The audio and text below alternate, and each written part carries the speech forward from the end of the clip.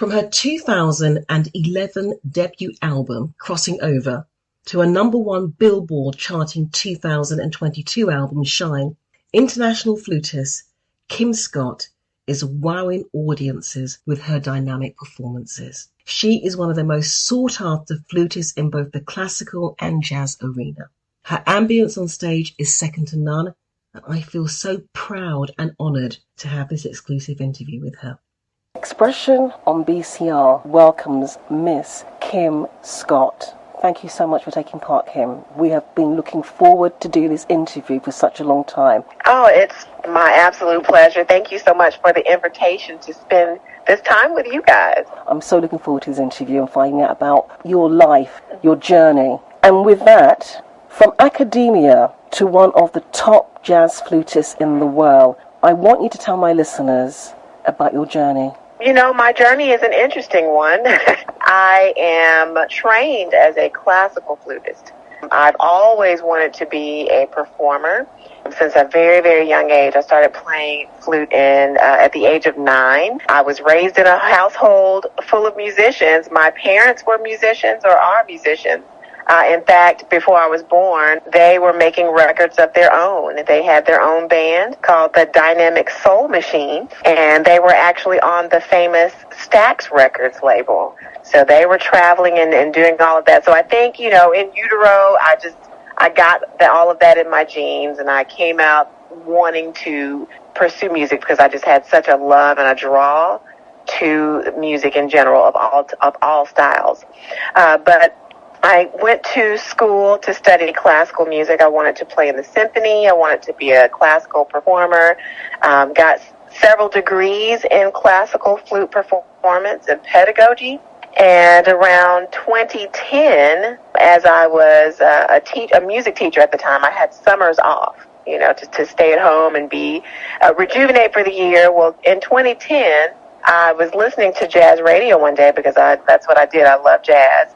And I said, I'm not hearing enough jazz flute on the radio. And I know the flutists are out there. I'm not sure why they're not playing the music. So I said, I'm going to come up with, you know, some more, I don't want to say more relevant, but more of the times, like a hipper sound for flute to see if that is going to, you know, get the flute back in mainstream radio for jazz. So I came up with all these cover tunes initially that were more pop, more R&B related, you know, a little more soulful.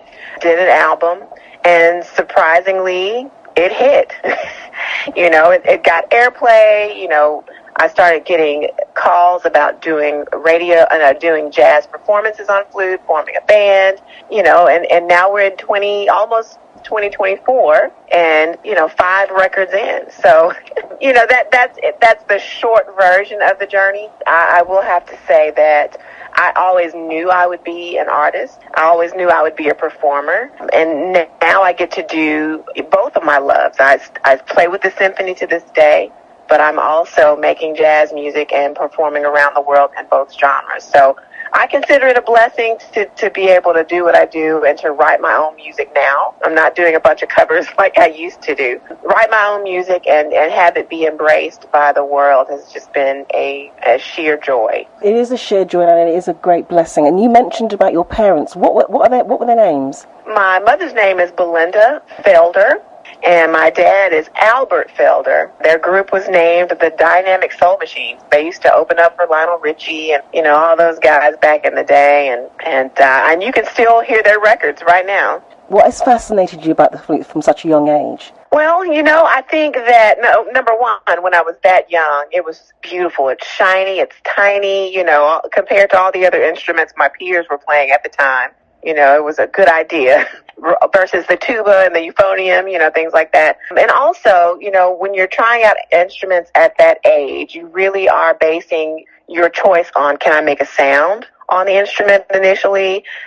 Does the sound appeal to me? And for me, I was one of the very few people at that age who could get a sound on the flute, you know. And because I was immersed in a household that exposed me to the arts and to instruments in general, I already knew that I loved the sound of the flute. To me, it's so pure and angelic, but you could do some really cool things on it as well. You know, you can get outside of the box and create some really fun, cool sounds. So I really gravitated to the flute. I didn't start out initially on flute. My mother is a pianist, so I had to start on piano and violin. So I did that before starting flute. I still play the piano to this day.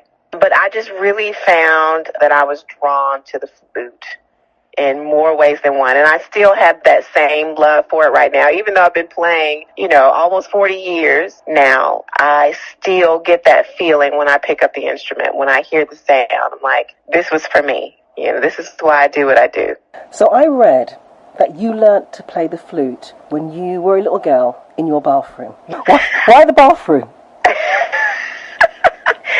Well, keep in mind, I wanted to be a classical soloist. And playing in the bathroom is the closest sound to being on a classical stage because of the reverberation in the bathroom. So I learned that early on when I used to practice in my house, because I had two younger brothers who were extremely loud. And the only place I could have quiet time and a place of solace and a place where I could sound and pretend that I was on the big stage was the bathroom. And ironically, I tell this story all the time because this is how much it inspired me. To this day, I still practice in the bathroom. Really? To this day. And, and my husband's like, we've got this big house. You can have any room, to turn into your studio, and I prefer still to be in that headspace and in that sound space because it's the closest thing, again, to being on a classical stage. And it's a bonus. I have a mirror so I can practice my moves, and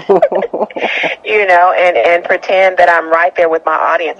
when I'm performing live, I love the connection between the artist and the audience member.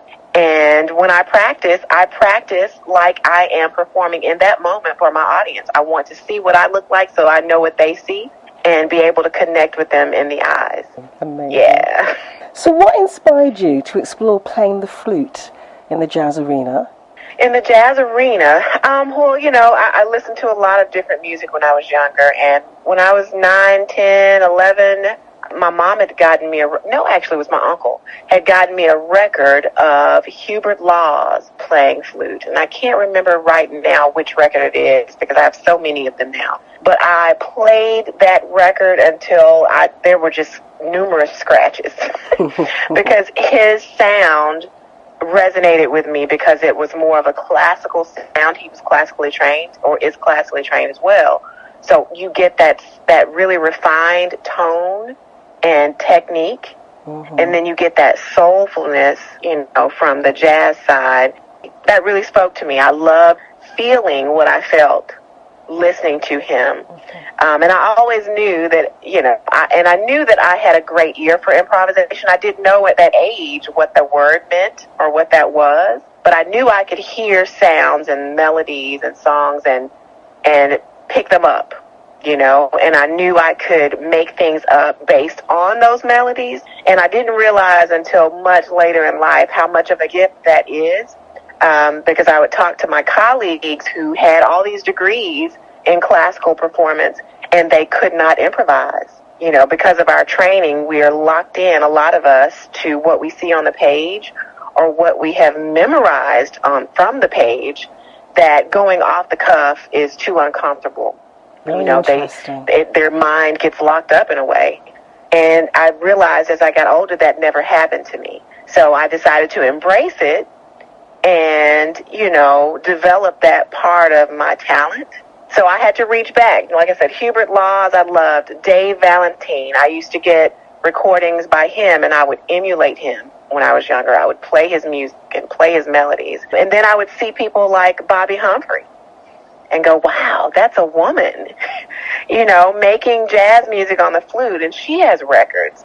So I had lots of really wonderful influences to draw from and to be empowered by, to go, you know what, maybe I can do this. Let me get my foot in the door and try it out. So I'm really glad that I did, that I was bold enough to do that. So moving on from that feeling that you had, that you felt that it was a gift, I read that you said that your life has been ordered.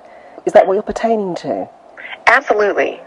I am a believer, and I've always, because I felt early on that I was called to the flute and that music was already in me. It was a very natural thing for me to do and to embrace.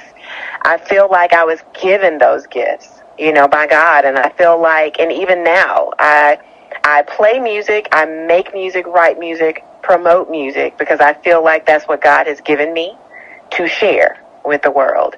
And, every time I hit a stage and I look out in that audience and I see an audience member with their eyes closed and their head back, and I'm like, they're so in the moment, and they say to me after the show that your music speaks to me, that is, to me, that's the best compliment I could ever get from an audience member. And I hear that a lot, is I actually feel your music, or people will say, I don't even have to see your name on the radio screen.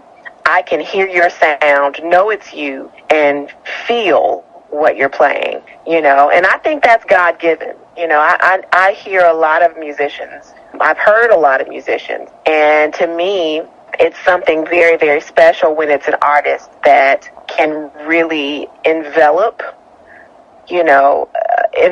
me, about what they're saying, how they're conveying their melodies. And it's just God created music. I believe God created music. So for him to have given me that gift to share is a very spiritual thing, and I take it very seriously. So I hope that makes sense. Yeah, because it's great that you can actually touch people with your music. Not everybody can do that, but to have that gift, it's precious. It is precious. I appreciate that. It's very precious to me. I take it very, very seriously. I don't make music just to make music. I make music to affect people, for it to be a long-lasting effect, something that people can go back and draw from. When they're having a bad day, I want them to go, I really want to hear Kim's version of Kim's rite of passage right now.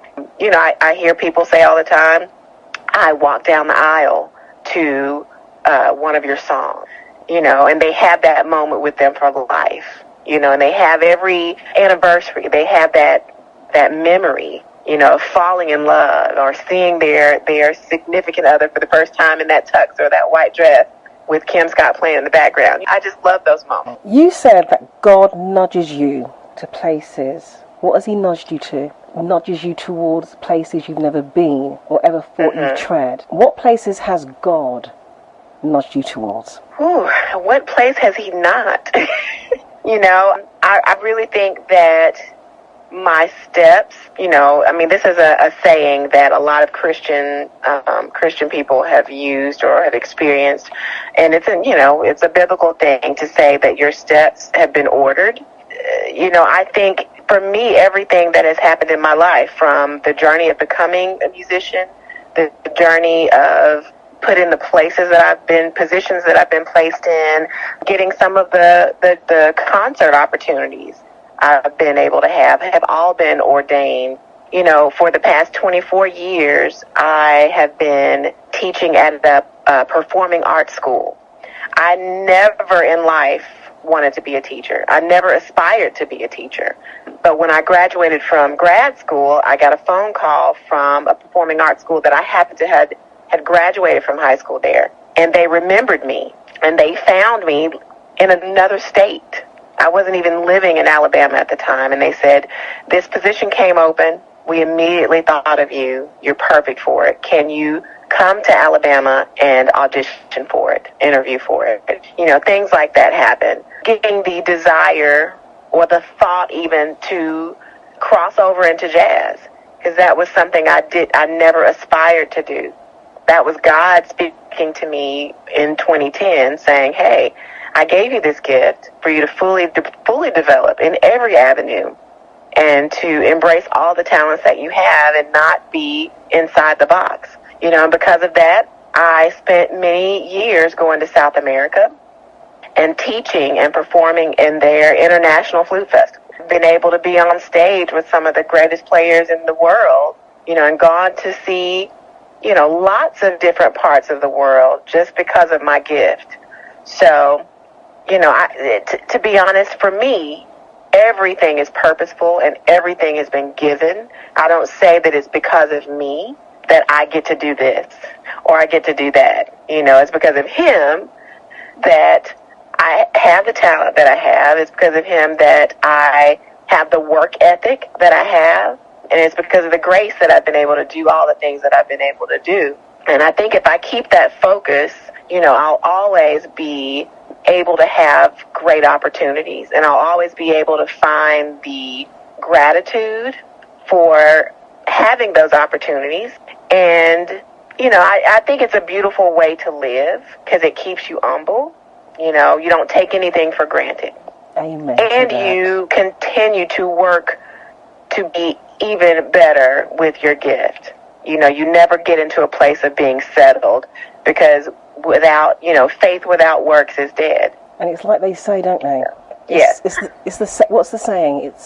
If it's meant to be for you, it will not pass you by. Yes.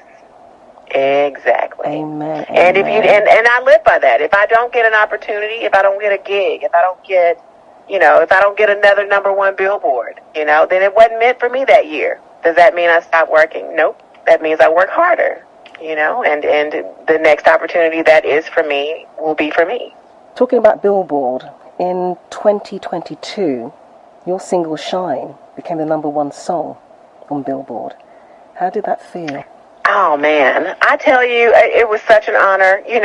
I've been blessed to have several Billboard #1s at this point, but I think Shine for me was the biggest one, because the title track, Shine, was actually the song of the year for Billboard.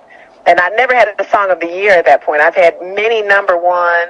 I've had even a #2 song of the year a couple of years ago. But for Billboard to reach out and go, your song was the most played, most requested song out of every jazz song in 2022. That to me was like, oh my goodness, like people all over the world were shining with me. Oh wow. Shining with me, that's just right. Such an amazing experience.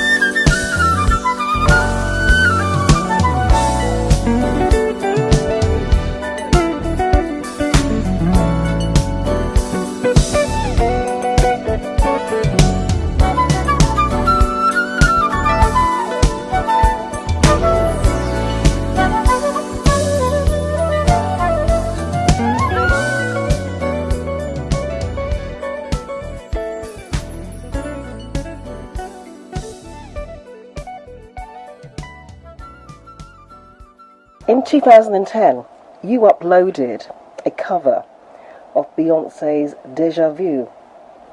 Why Deja Vu? Why? Well, that was one of the covers that I did before I made the record. Remember when I was trying to try this thing out?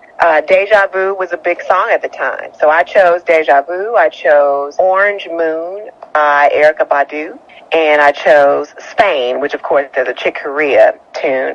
Those are the three songs that I decided to make a YouTube video for, just to test the waters and put out there and see how would people feel about a flute playing these songs. There was so much great feedback about those songs. I thought, okay, that's why I'm going to try this thing. And Deja Vu went over so well that I said, I'm going to record it and just put it out. So it was one of the first pop tunes that I recorded because it was so influential in me even starting to develop this career in jazz. Also, hey, I'm in the Beehive. I have to go ahead and admit that. I love Beyonce. I think she is hugely talented, and she's a businesswoman, and she, to me, is such an amazing, humble spirit. Even though she's Sasha Fierce on stage, she's actually quite humble, and I love that about her. So I'll play a Beyonce number in a minute. And nobody expects that on flute. That's what I meant. Nobody. Yes. Also, Michael Jackson's Billie Jean. Oh, yeah. I'm a good one for trying to find tunes that, no one would think a flute would play. Yeah, Billie Jean is so edgy. I was actually approached by the bass player in my band to do that cover. He had a friend who is a popular DJ. I think the DJ is in New York. And he had remixed Billie Jean very much in this vibe that I recorded it in. And my bass player and I were like, nobody would ever see me coming out of the gate with that song. So we got to do it. And we did.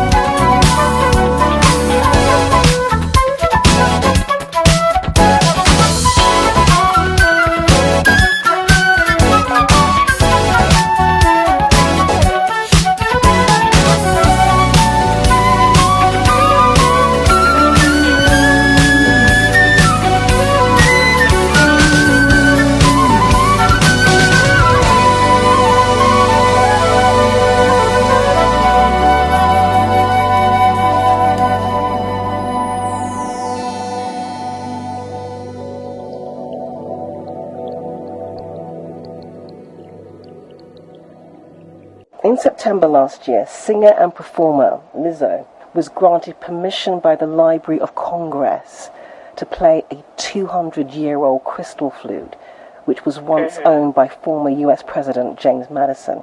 She said it was like playing out of a wine glass. With that in mind, what famous flute would you love the opportunity to play? Ooh, I would love to play the flute of Jan Paryag. Jan Paryag he's no longer living, but he is known in the classical world as the most famous, most revered classical flutist of the French school. He was from Paris. And I feel a special tie to him because his protege, when he was teaching at the Paris Conservatory, ended up being my college flute professor, who I'm still friends with and who is still a mentor to me to this day. So if I could ever go back and get my hands on his flute, that would be the ultimate for me. Well, you know what? You put it out there in the universe, it's going to come back to you, isn't it? Yeah. I pray for that. That would be a dream. You mentioned earlier about Hubert Laws and Bobby Humphrey. How would you compare your style to those flutists? That's a good question. I think there are some similarities, but I definitely try to have my own sound and my own style so that when people hear me, they don't go, oh, she kind of sounds like, you know.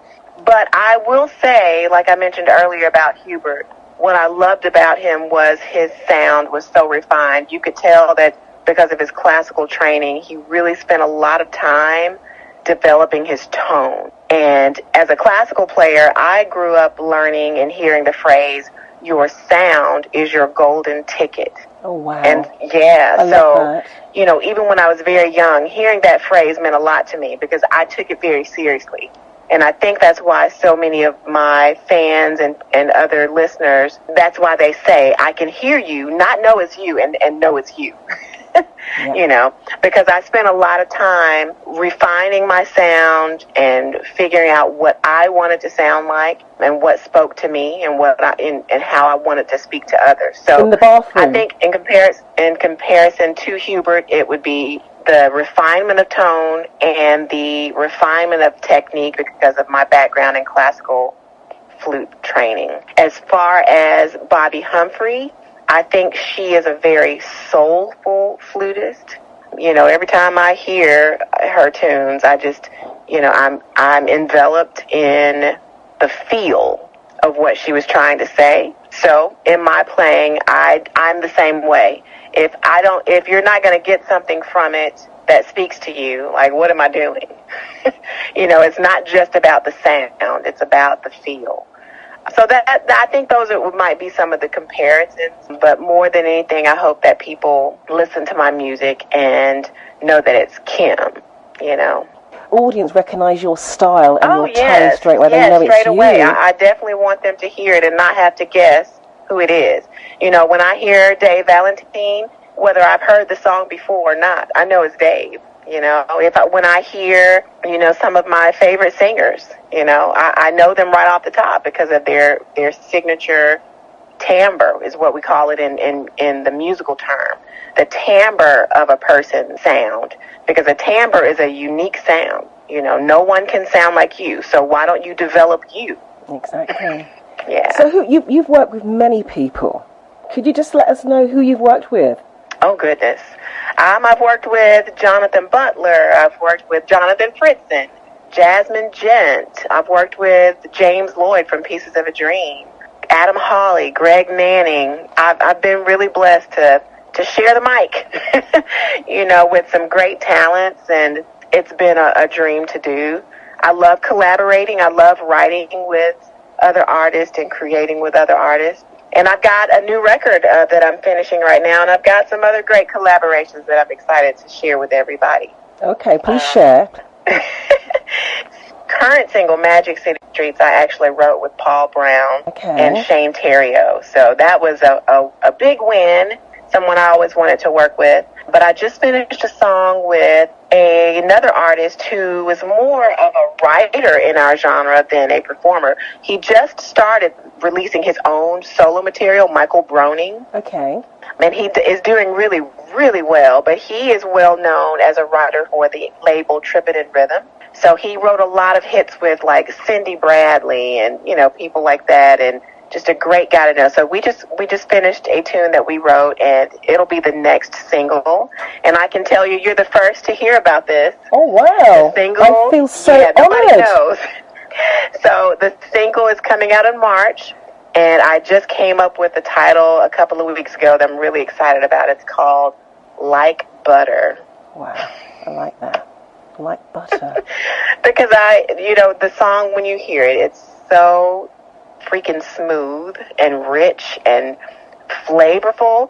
I was trying to come up with a title that described the song, and was talking to my son one day. I'm like, it's just smooth, like butter. Like butter. And I'm like, that's it. That's it. Who would you desire to work with? Who would you love to work with? Who would I love to work with? You know what? Interestingly enough, the people I've wanted to work with the most are no longer with us. I really wanted to work with Joe Sample and George Duke. Yeah. Mm-hmm. And interestingly enough, about 2011 or 12, I had a conference call scheduled to speak with George Duke to find an opportunity to collaborate. He was open to talking about it. And we set a date for the call. The call came through. I missed the call. It turned out that my manager at the time did not let George Duke's team know that we were in the Central Time Zone. Okay. And he was in, I think, the East Coast at the time. So he called at what I would have considered the wrong time, because of our time difference. And I missed the call, and we were not able to connect after that. And not too long after that, he passed away. Oh, gosh. Yeah. So that was a tough pill to swallow. But you know what? As far as living, nobody would ever believe this, though. But I would love to work with Boney James. Mm-hmm. I would love to work with Kirk Whalum. Yep. Yes. And Kenny G. Yes. I grew up listening to Kenny G. I think he has the most beautiful tone of most of the soprano saxophonists I've ever heard. And I think he's extremely knowledgeable in the business, and he's just a nice guy. I was able to open up for him a couple of years ago, and I have a picture that I will always treasure of him standing to the side of the stage watching my set, because he heard me from his dressing room. And they said he came out and said, I had to see who this was. And he actually gave me a compliment during his set at the concert. So I thought that was amazing. You don't know who's listening. And if they are listening, please say, thank you, Jan Paryag. Please. On Expression on BCR. When they come knocking at your door, because you don't know who's listening. I can say, thank you for listening to Black Culture Radio. That's right. Yes. That's right. Because I know you're an avid listener. And I know that you love us, and we love you, Kim. One last question. What's your favourite album that you've made? Which one would you say was your favourite? Oh, my goodness. Oh, that's so hard. You must have one. You must have one. You know what? Every project is like our baby. How do you have a favorite child? I mean, you have qualities about each child that you love, but you can't say you have a favorite child, you know? Well, you're the favourite. Well, you can say okay, it's a bit like shoes. Okay, women in shoes, yeah. So you've got a favourite shoe. Which is the one that you? That's a good way to put it. Yeah. You know what? If I had to choose, and I would tell you why. If I had to choose, it would be the Shine album. Yes. Just because I wrote that album during the pandemic. So it was during a time that was very dark for a lot of people. Mm-hmm. And I wanted people to have something that brought them a light coming out of the pandemic, and that's why I named it Shine. So, and the fact that album was the first album for me that was not only Billboard included Billboard Song of the Year, but I won. You're familiar with ASCAP, right? The American Society of, well, yeah, everybody knows that. I'm a publisher. I'm published by ASCAP. Yep. And ASCAP actually recognized me as well as having the #1 jazz tune in the country, in the world for 2022. So they even promoted this huge spread on their social media sites. They had pictures of all the artists that had the top albums for the year, and on that picture was me, and like, I'll have to find that and send that to you. Please. But it was like, it wasn't just jazz artists, you know, there was Justin Bieber was right above me, his picture. You know, he had one of the #1 songs, and okay. they had all the different genres, and just to have, you know, recognition like that, and it not just be in a jazz vein was huge for me. So I would say Shine, I'm super duper proud of the characteristics and the accomplishments of it. So I'd go with Shine. Final answer. Thank you very much. So Kim, it has been an absolute pleasure to have you on Expression on BCR. Oh, thank you so much. I have enjoyed my time with you, and I'm so thankful for the support of you and your team and all of your listeners, and, you know, everyone over in the UK. I can't wait to hopefully meet some of the fans when I'm there in March. I look forward to meeting you in person as well. Of course. March. So tell everybody where you're going to be when you come over in March next year. March 29th of 24. I'm going to be at Pizza Express Live in Holborn. Tickets are available right now on Pizza Express Live Holborn's website and on my website at kimscottmusic.com. Planning to sell it out, and I'm super excited about it. I have some special guests. I've got Selena Albright, a talented vocalist who's also Gerald Albright's daughter. She's going to open up for me, and also Rick Habana, who's a very talented pianist. Ali Silk is playing with me in the band, and it's just going to be a really special, fun, funky night of music. And, you know, I understand that if I sell out March 29th, the venue wants to add a second night. So I'm telling everybody to go get their tickets today so I can do 2 nights and we can jam, you know, together in London.